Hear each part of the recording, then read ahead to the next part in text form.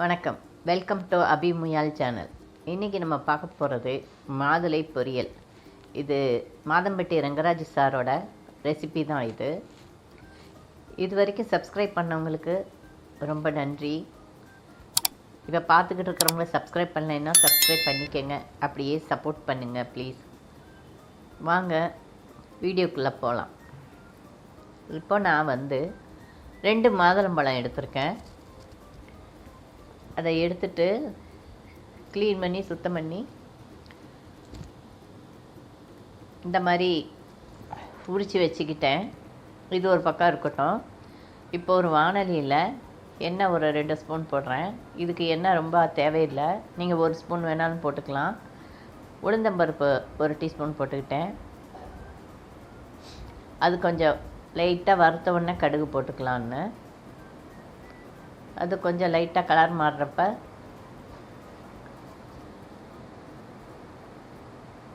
கடுகு போட்டுடலாம்.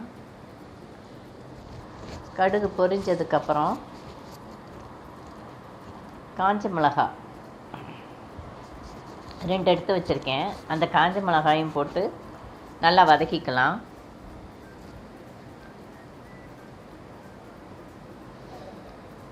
இப்போது வெங்காயம், சின்ன வெங்காயம் சின்னதாக இருக்கிறதுனால 2 எடுத்திருக்கேன். இல்லை ஒரு வெங்காயம்னாலும் போட்டுக்கலாம், நம்ம இஷ்டம்தான். இது போட்டு நல்லா வதங்கணும். நல்லா வதங்கினா தான் டேஸ்ட் இருக்கும் வெங்காயம். அதுக்காண்டி வெங்காயத்தை நல்லாவே வதக்கிக்கலாம்.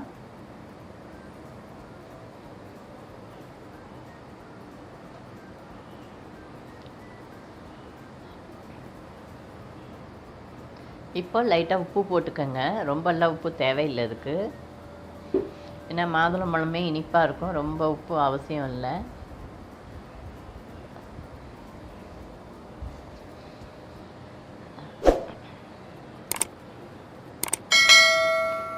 வெங்காயம் நல்லா வதங்கி வந்துருச்சு.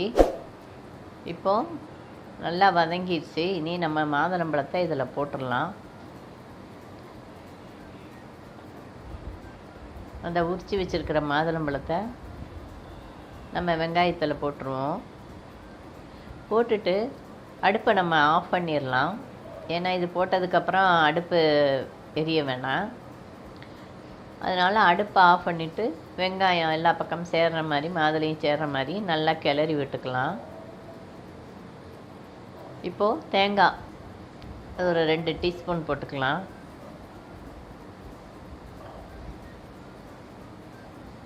போட்டுட்டு அதையும் நல்லா கிளறிக்கலாம். இதெல்லாம் அடுப்பு ஆஃப் பண்ணிவிட்டு தான் பண்ணுறோம். வெங்காயம் மட்டும்தான் நல்லா வதங்கணும். அதுக்கப்புறம் அடுப்பு ஆஃப் பண்ணிவிட்டு மாதுளம்பழத்தையும் போட்டுட்டு இந்த தேங்காயும் போட்டுக்கிறோம்.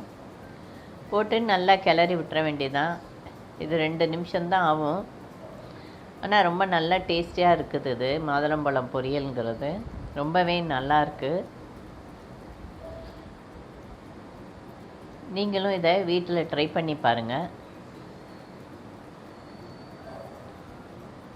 நல்ல டேஸ்ட்டாக தான் இருக்குது. இனிப்பு அது ஒரு மாதிரி வெங்காயம் எல்லாம் சேர்ந்து நல்ல டேஸ்ட் கொடுக்குது இது. அடுத்து மாதம்பட்டி சாரோட Sulaiman tea next recipe. Rangaraj சாரோட சுலைமான் டீ தான் இப்போது அடுத்த ரெசிபியாக போடுறேன். இதுலையே இதுக்கு இஞ்சி கொஞ்சம் சீவி எடுத்துக்கிறேன். நீங்கள் தட்டுறதுனாலும் தட்டிக்கலாம். நான் சீவி எடுத்து வச்சுருக்கேன். கிராம்பு 3 எடுத்திருக்கேன். பட்டை சின்ன ஒரு பீஸை 3ஆக சின்னதாக கட் பண்ணி போட்டுக்கிட்டேன். ஒரு ஏலக்காய் போட்டு அதோட கொஞ்சோண்டு பெப்பர், ரொம்ப போட்டுற வேணாம், கொஞ்சமாக போட்டால் போதும். எல்லாத்தையும் போட்டு நல்லா இடிச்சிக்கலாம். அப்போ தான் டீயில் நல்லா இறங்கும். அதுக்காக நல்லா இடித்து வச்சுக்கலாம்.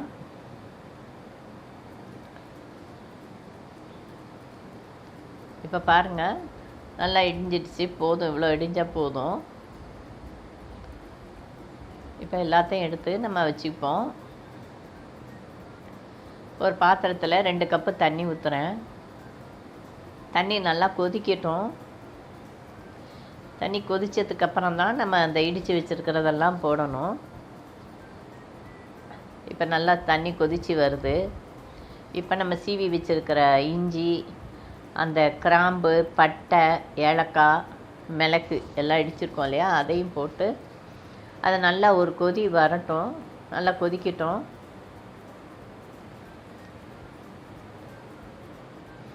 இப்போது டீ பவுடர் போட்டுக்கலாம்.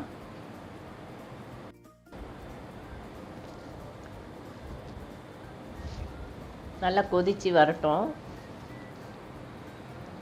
அந்த மசாலா ஃபுல்லாக அதில் இறங்கிடும்.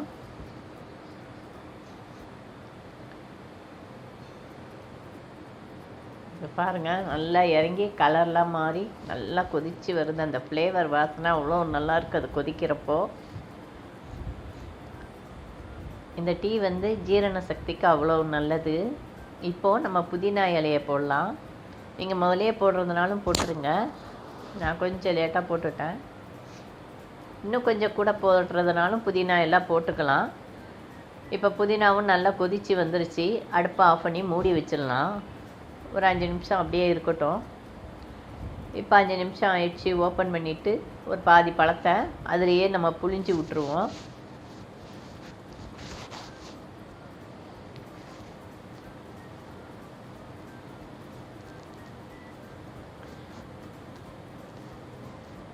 இப்போது நம்ம வடிகட்டிக்கலாம்.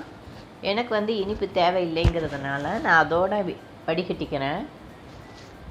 ஒரு கப்பில் நான் அதை வடிகட்டிட்டேன். இன்னொரு கப்பில் வந்து அதுக்கு மீதி இருக்கிற டீக்கு பனங்கல்கண்டு போடுறேன். அதில் பனங்கல்கண்டும் போட்டுக்கலாம், வடிகட்டிட்டு இல்லைன்னா தேனும் ஊற்றிக்கலாம். இதில் வந்து பனங்கல்கண்டு போட்டிருக்கோம். பனங்கல்கண்டு கரைஞ்ச உடனே வடிகட்டிடலாம்.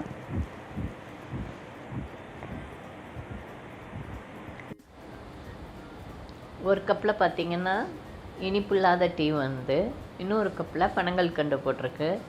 ஆப்ஷனல் தேன் வேணுனாலும் கலந்துக்கலாம். பனங்கல்கண்டு, தேன் எது வேணால் போட்டுக்கலாம். இது உண்மையிலே ரொம்பவே நல்லாயிருக்கு. நீங்களும் வீட்டில் ட்ரை பண்ணி பார்த்துட்டு கமெண்ட்டில் சொல்லுங்கள். லைக் பண்ணுங்கள். சப்ஸ்கிரைப் பண்ணலைன்னா சப்ஸ்கிரைப் பண்ணிக்கோங்க. அப்படியே பெல் பட்டனை கிளிக் பண்ணிங்கன்னா தான் நான் போடுற வீடியோலாம் உங்களுக்கு உடனே வரும். நன்றி, வணக்கம்.